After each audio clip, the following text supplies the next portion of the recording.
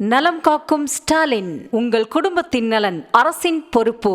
கேரள மாநிலம் வாளையாறில் லாரியும் காரும் மோதி விபத்தில் தமிழகத்தைச் சேர்ந்த 2 இளம்பெண்கள் உயிரிழந்தனர்.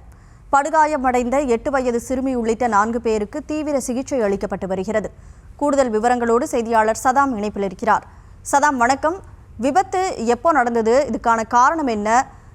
2 பேர் உயிரிழந்திருக்காங்க. அவங்க யார் அப்படிங்கிற விவரம் தெரிய வந்திருக்கா? அதாவது தமிழக கேரள எல்லை பகுதியான பாலக்காடு மாவட்டத்திற்கு உட்பட்ட இந்த வாளையார் பகுதியில் லாரி கார் மோதி விபத்துக்குள்ளானது. தமிழகத்தை சேர்ந்த லாவண்யா மற்றும் மலர் என 2 பெண்கள் பலியாகியுள்ளனர். மேலும் ஒரு சிறுநீர் கவலைக்கிடமாக இருப்பதாக தகவல் வெளியாகியுள்ளது. மற்ற 4 பேர் தற்போது தீவிர சிகிச்சை பிரிவில் அனுமதிக்கப்பட்டுள்ளதாக தகவல் வெளியாகியுள்ளது.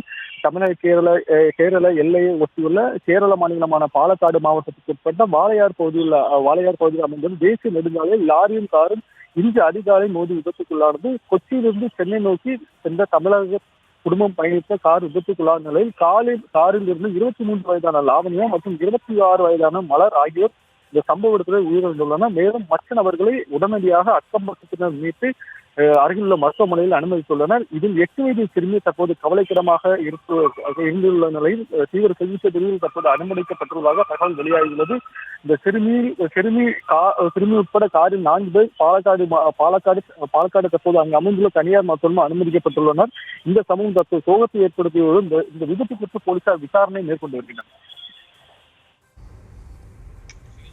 விவரங்களுக்கு நன்றி சதாம்.